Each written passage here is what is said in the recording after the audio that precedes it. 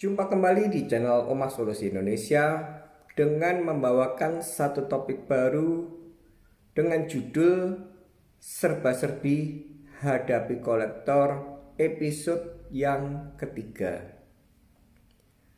Seperti biasa sudah saya jelaskan bahwa di forum Serba-serbi Hadapi Kolektor adalah kesempatan saya untuk menjawab pertanyaan yang masuk, baik itu melalui kolom komentar channel YouTube ataupun pertanyaan yang telah dikirim ke email omahsolusiindonesia@gmail.com. Omah Solusi Indonesianya kecil semua dan tanpa spasi @gmail.com, ataupun pertanyaan yang dikirim melalui WA di nomor 0851 00517473. Dan di kesempatan kali ini saya akan menjawab adanya 3 pertanyaan yang telah saya terima, dan saya tetap berkomitmen untuk tidak menyebutkan nama penanya untuk menjaga sebuah privasi agar supaya Anda tidak merasakan terganggu dalam hal mempertanyakan adanya masalah yang saat ini sedang Anda alami. Baik, saya akan mulai menjawab. Pertanyaan yang pertama dikirim oleh seorang bapak. Pertanyaannya panjang sekali, tapi saya akan simpulkan. Jadi bapak ini adalah pemegang kartu kredit yang macet, tapi nomor handphonenya ini sudah terlanjur hangus. Jadi nomor handphone yang terdaftar di sistem bank ini terlanjur hangus, kartu kreditnya macet, dan dia sudah sadar bahwa akibat dari menghindar atau menghilang itu berefek keluarganya diganggu,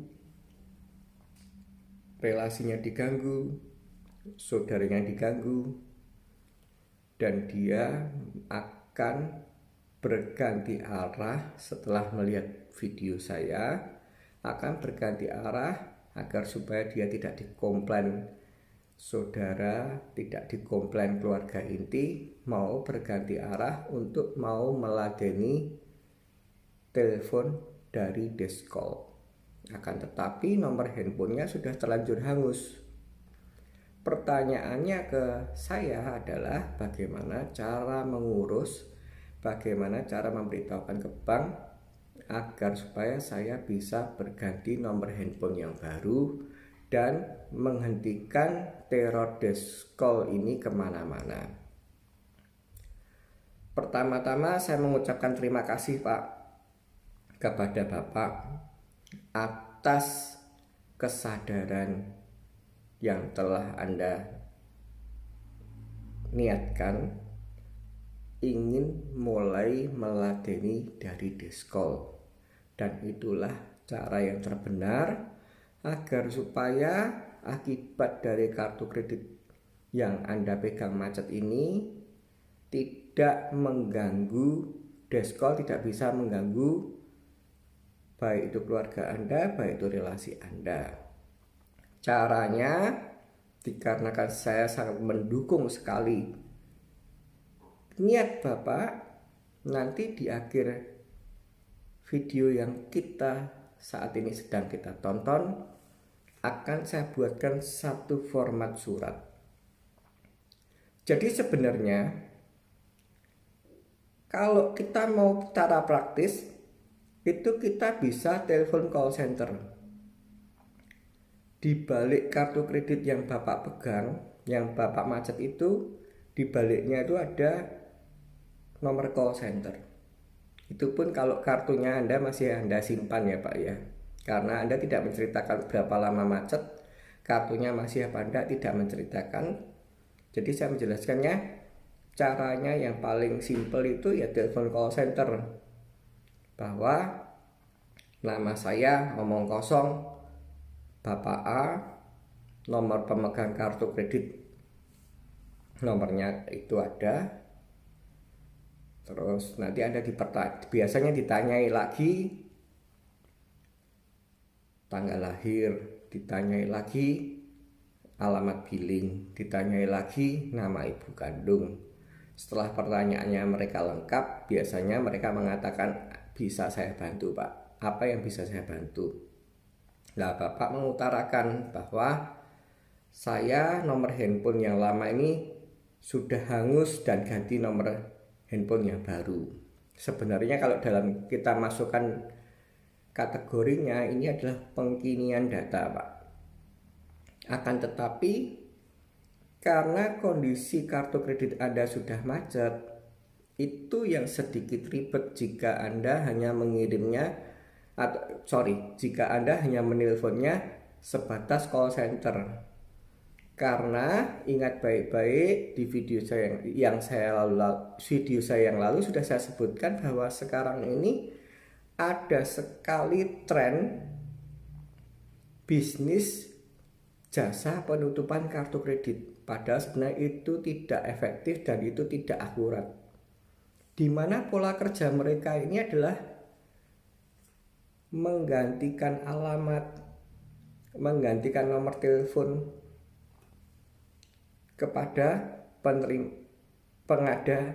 pengadaan jasa penutupan kartu kredit ini. Jadi misalkan yang aslinya alamatnya pemegang kartu kredit ini Jalan Cendrawasih diganti Jalan Podang misalkan. Podang ini ya namanya penyedia jasa penutupan kartu kredit ini, di mana nomor handphonenya yang asli pemegang kartu kredit omong kosong belakangnya adalah 003 diganti dengan nomor telepon dengan akhiran 005. Nah, yang 005 ini yang nanti yang ngangkat ya penyedia jasa penutupan kartu kredit ini.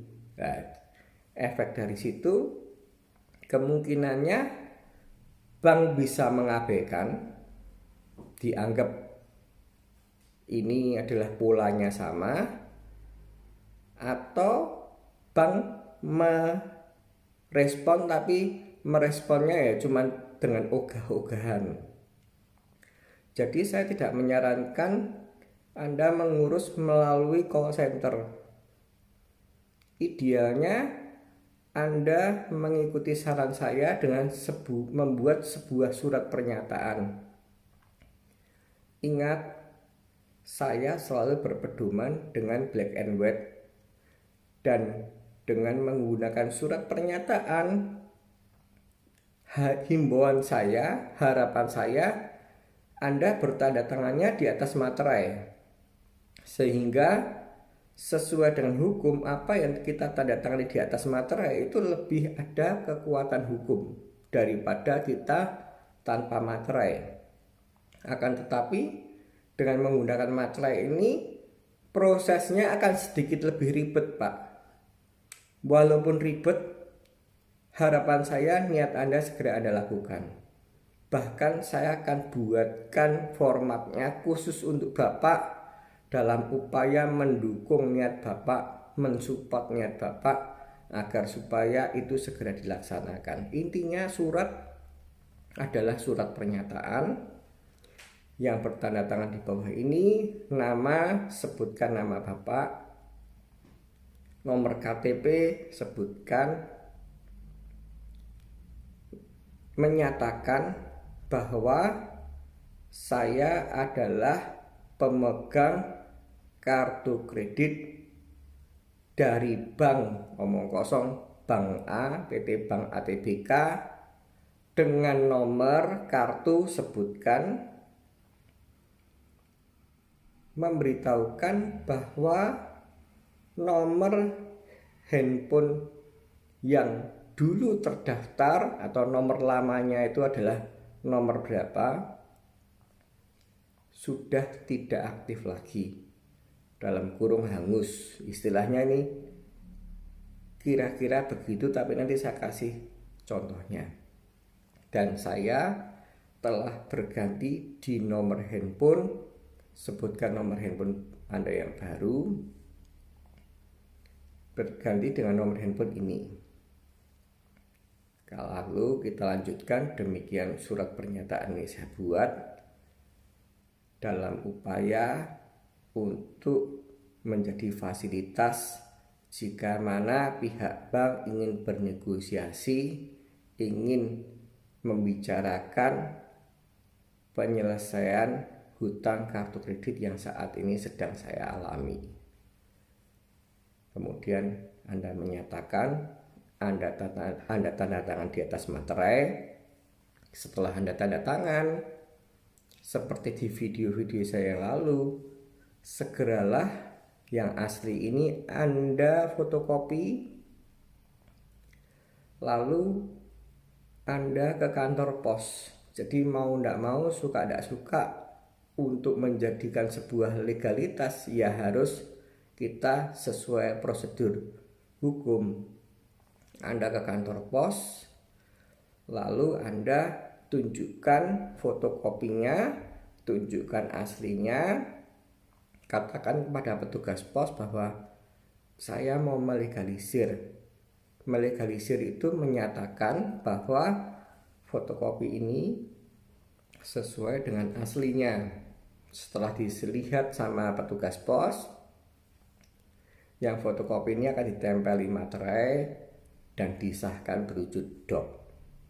Artinya sesuai aslinya.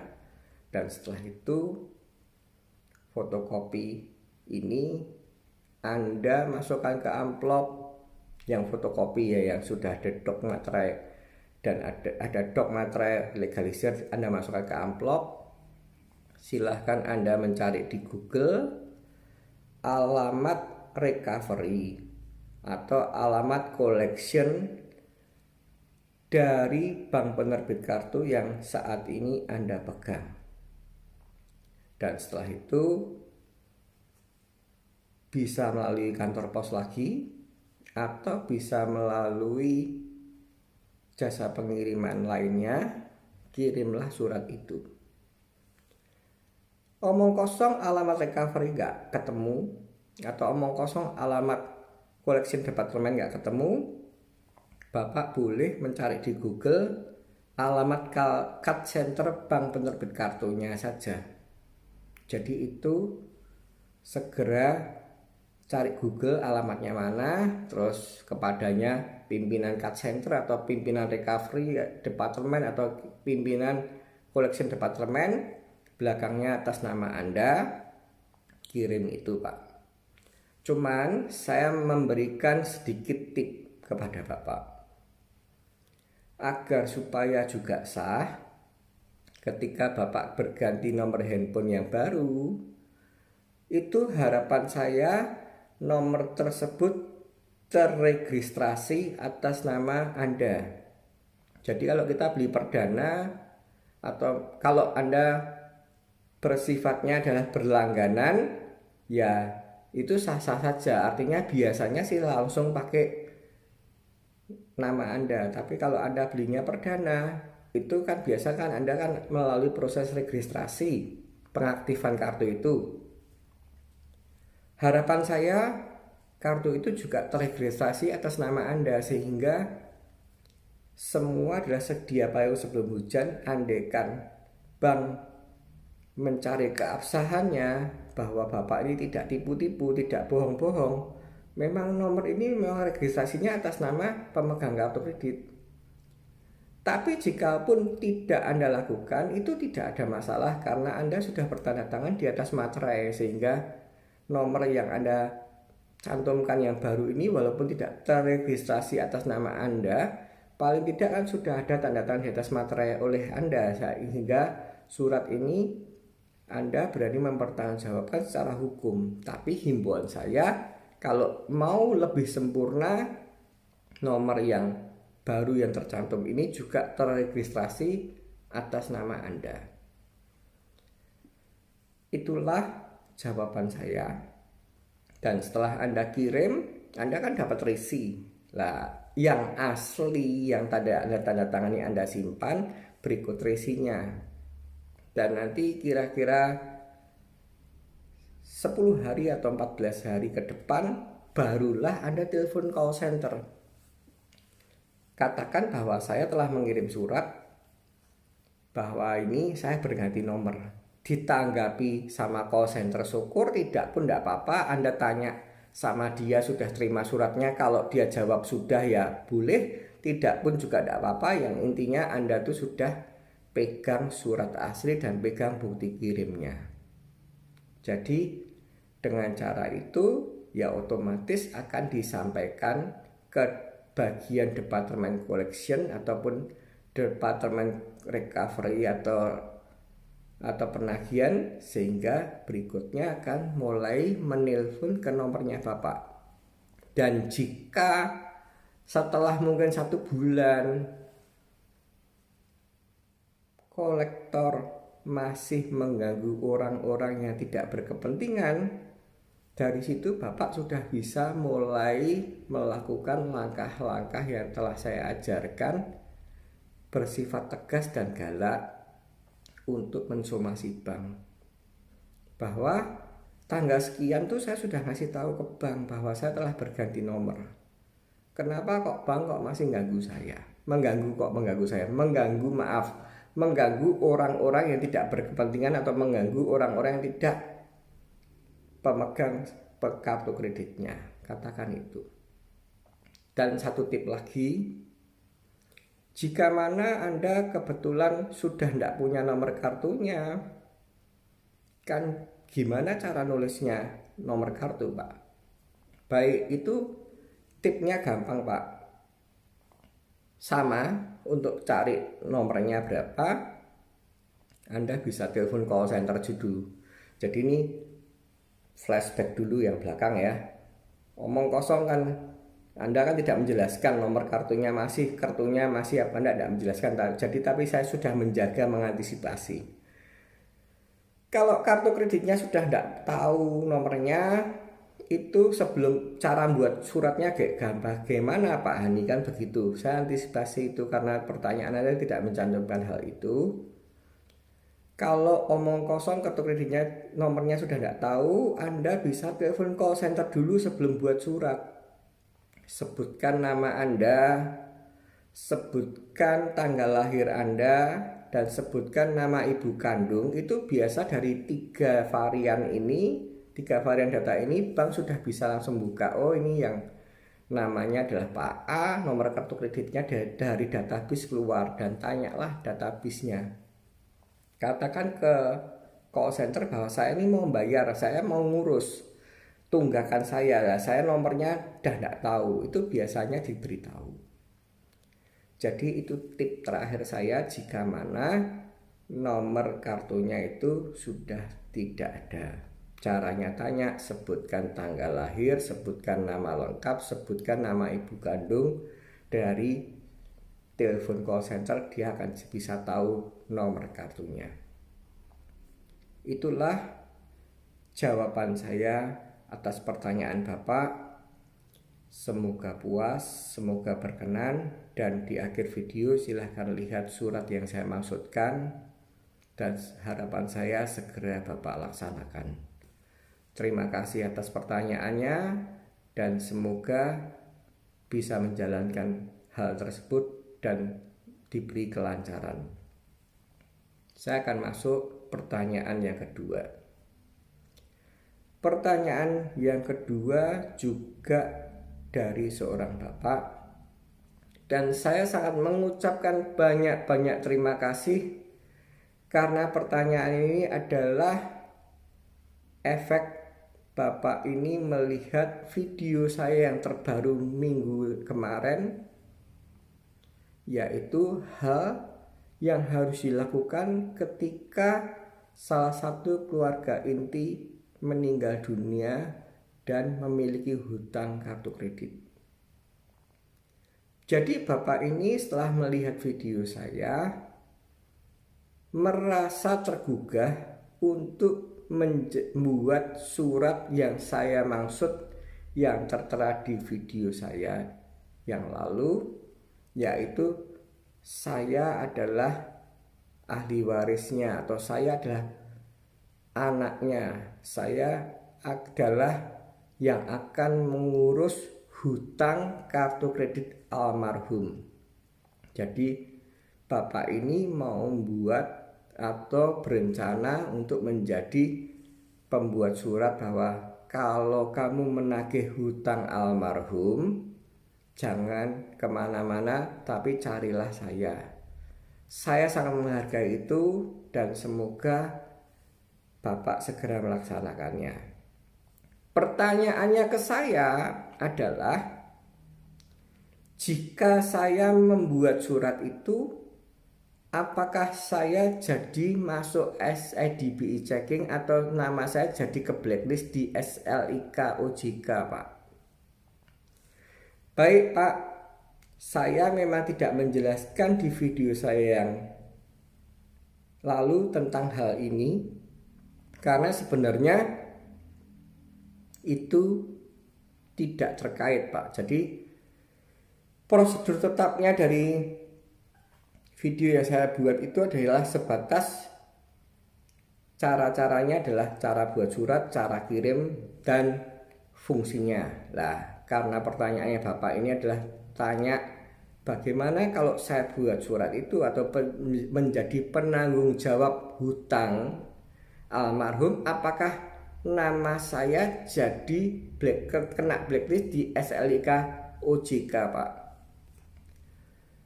Saya pastikan nama Bapak tidak menjadi di blacklist akibat dari penanggung jawab hutang kartu kredit almarhum ataupun KTA dari yang akan Anda tulis atau Anda buat.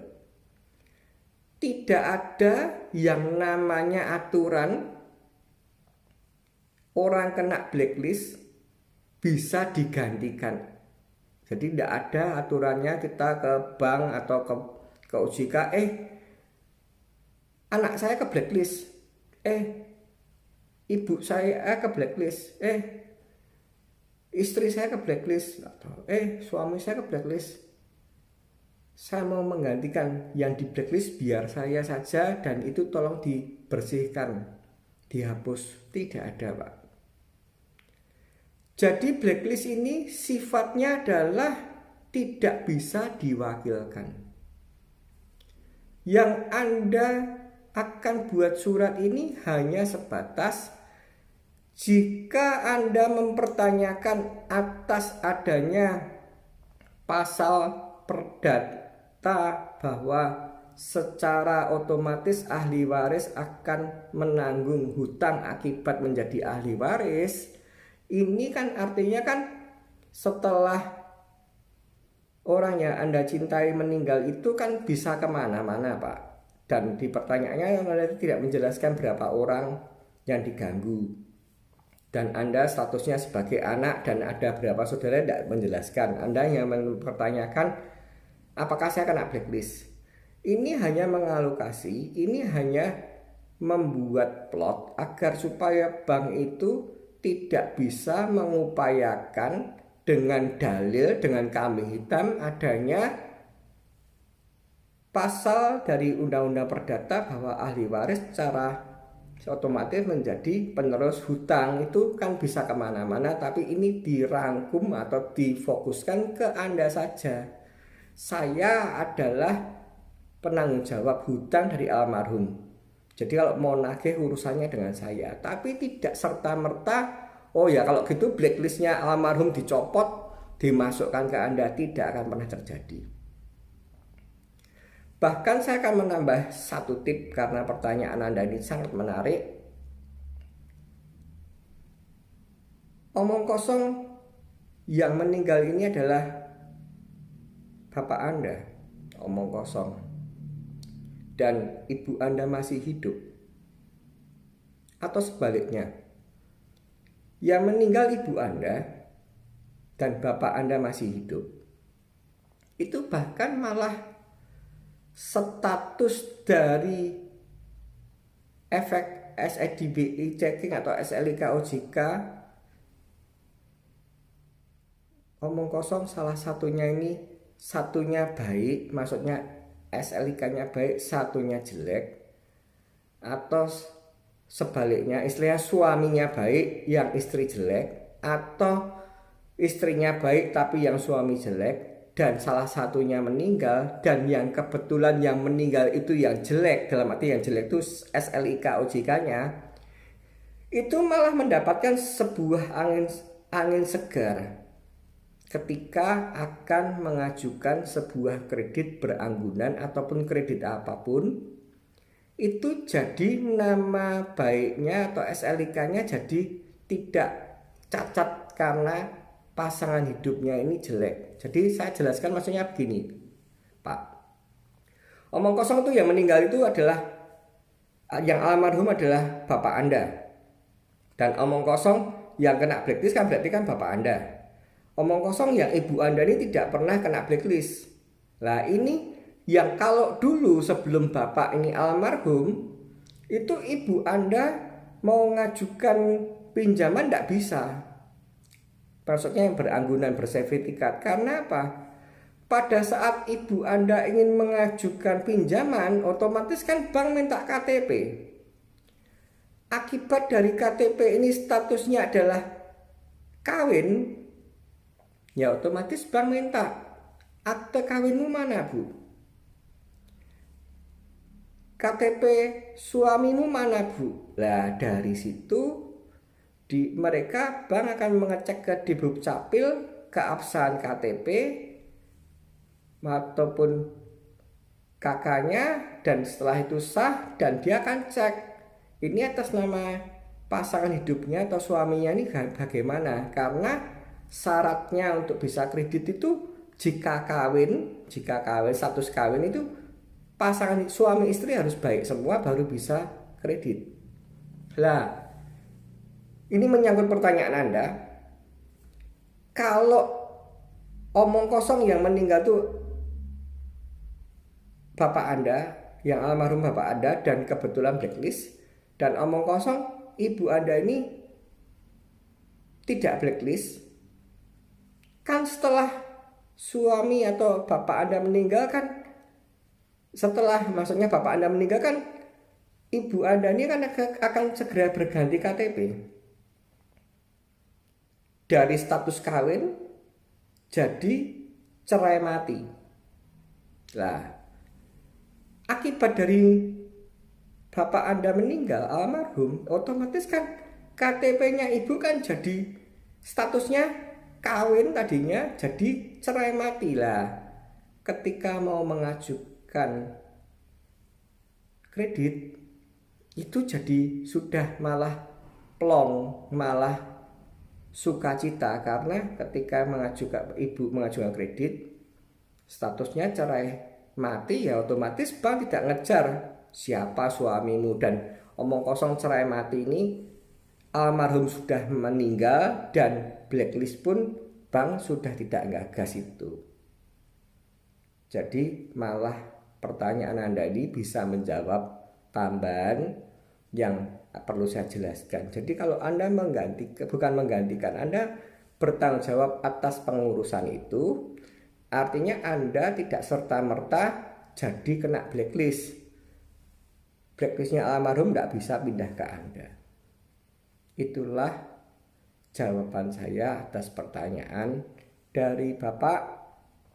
Bagaimana kalau saya yang buat surat, apakah saya jadi kena blacklist? Saya jawab tidak, Bapak, karena sebuah nama yang kena blacklist itu tidak bisa diwakili atau tidak bisa ditukar atau dipergantikan oleh seseorang lainnya. Itulah jawabannya, dan semoga Bapak puas atas jawabannya, dan saya mengucapkan banyak terima kasih karena Bapak telah merespon dari video yang terbaru di minggu yang lalu. Saya akan mulai masuk pertanyaan yang ketiga. Ini dikirim oleh seorang ibu, panjang juga, saya akan simpulkan pertanyaannya. Jadi ibu ini pemegang sebuah kartu kredit. Kartu kreditnya ini hanya dipakai sebagai auto debit, listrik, PAM, telepon. Nah, seorang ibu rumah tangga lugu, kalau saya simpulkan dari suratnya, listrik, PAM, telepon, jarang sekali untuk belanja, tapi dikarenakan sebuah keluguan, suatu hari dia mendapatkan telepon yang mengaku dari petugas bank. Intinya, karena tidak paham tentang pembekalan kartu kredit, terjadilah sebuah penipuan. Dan saya simpulkan bahwa itu penipuan transaksi online. Jadi ibu ini ditelepon dari call center, omong kosong itu pengkinian data dan sebagainya. Intinya yaitulah hebatnya penipu. Bisa jadi itu kong kali kong sama bank. Kenapa kok ya tahu nomor handphonenya pemegang kartu kredit, kenapa kok ya tahu nomor kartu kreditnya, sehingga ibu ini tidak curiga ketika penelpon penipu itu mengatakan pengkinian data ini dari bank dan sebagainya, karena sedikit atau kata 40% datanya ibu ini bocor. Jadi penipu ini bisa berkata untuk meyakinkan yang akan ditipu, dan kebetulan yang ditipu lugu. Akhirnya itu ibu ini menyebutkan kode OTP.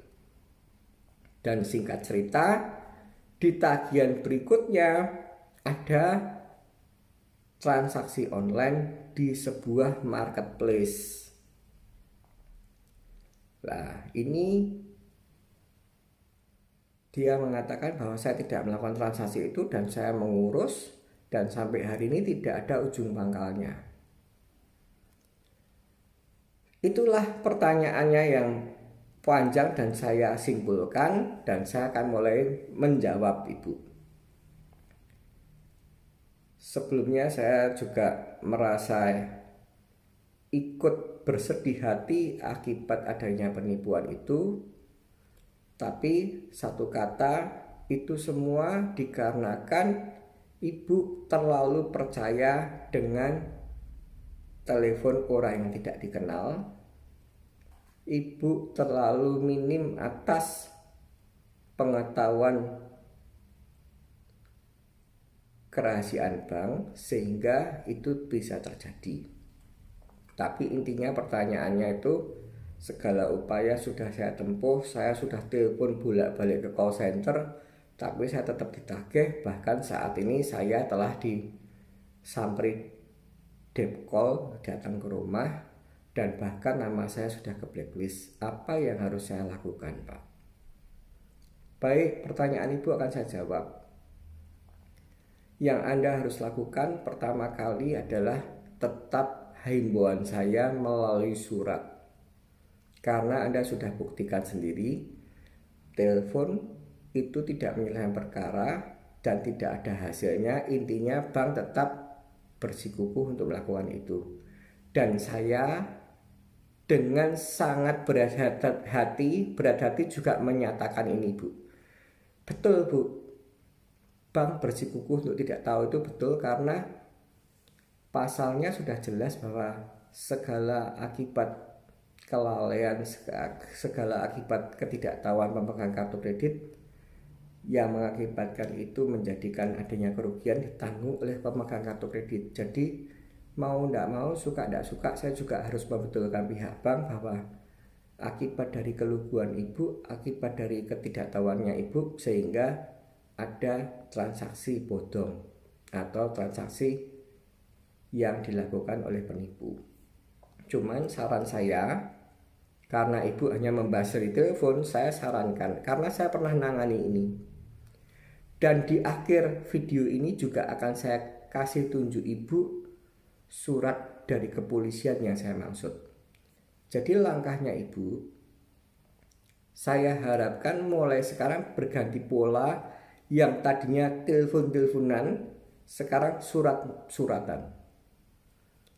Sama lagi, buatlah surat pernyataan yang bertanda tangan di bawah ini. Namanya siapa, adalah pemegang kartu kredit dari bank apa, ATBK, dengan nomor kartu kreditnya berapa,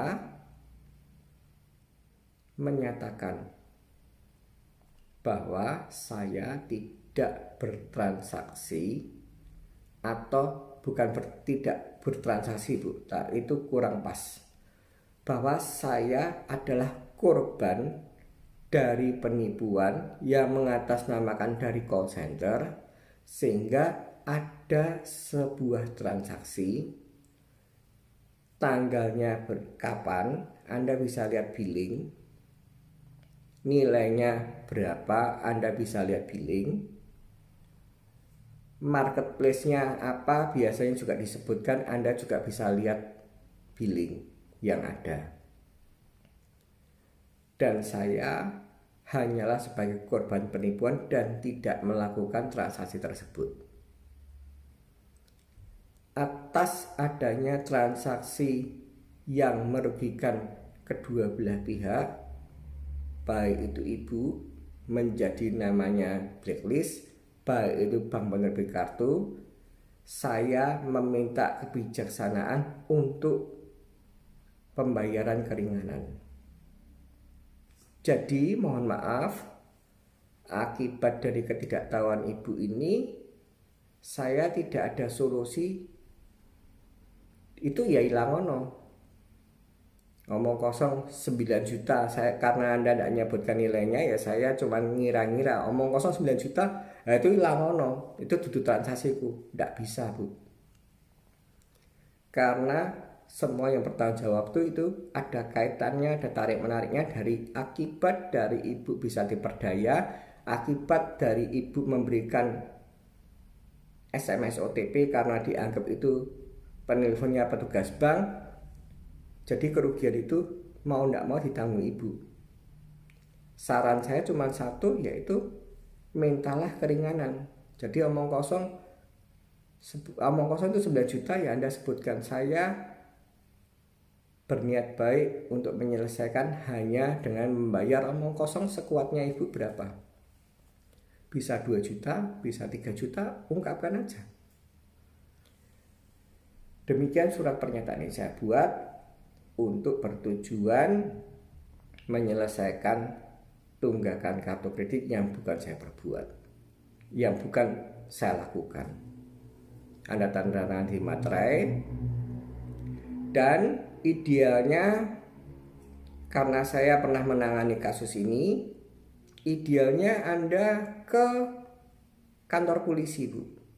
Karena bank, kalau ibu hanya membuat surat pernyataan itu dianggap lagu lama, atau kasarannya bank tidak percaya, lah ini orang ini gawe-gawe, padahal ibu benar-benar korban penipuan. Lah kalau orang gawe-gawe, ibu tidak mungkin berani membuat laporan polisi, ibu tidak akan mungkin berani ke kantor polisi. Karena ingat, apa yang Anda laporkan, baik itu surat kehilangan ataupun laporan polisi apapun, itu ada konsekuensi hukum jika mana laporan itu adalah fiktif atau palsu. Jadi saya percaya sama ibu dan saya yakin sama ibu adalah korban penipuan. Untuk meyakinkan ke bank, harapan saya Anda ke kantor polisi. Dan nanti saya akan berikan format. Bukan format ya, saya pernah ngurus, jadi saya sudah tahu tuh. Ke kantor polisi katakan bahwa saya ke Polsek, bisa ke Polsek, bisa ke Polrestabes, saya tidak tahu tinggal ibu di mana karena di pertanyaan tidak ada. Saya pemegang kartu kredit ini dan saya tidak melakukan transaksi ini. Dan sekarang ada transaksi, sehingga saat ini jadi ada transaksi. Dan saya sedang mengurus bank, saya mau lapor polisi ini bahwa saya ini benar-benar bukan gawe-gawe. Bahasa Jawanya bukan giroh-giroh, tapi ini beneran saya butuh lapor polisi bahwa saya berani lapor ke bapak polisi, maksudnya bapak dalam tanda kurung polisi, artinya saya tuh tidak bohong-bohong untuk ngurus ke bank bahwa saya ini korban penipuan. Minta ke polisi surat tersebut. Nanti di akhir video juga saya kasih format atau saya kasih contoh surat kepolisian yang saya maksud. Setelah ada surat pernyataan, setelah ada surat polisi, keduanya ini Anda kirim ke call center bank sesuai dengan bank yang Anda pegang, atau Anda kirim ke bagian recovery, atau Anda kirim ke bagian collection department. Intinya kan sudah dijelaskan bahwa ini tuh aku tuh ditipu. Ada orang yang mengaku dari call center minta data saya dan kebetulan tak kasihkan semuanya termasuk OTP karena tipu muslihat omongan pembicaraannya, sehingga OTP ini saya kasih dan sehingga akibat dari OTP itu menghasilkan transaksi bodong tadi sehingga merugikan Anda dan sampai saat ini ditagih terus sampai hari ini Anda jadi kena blacklist.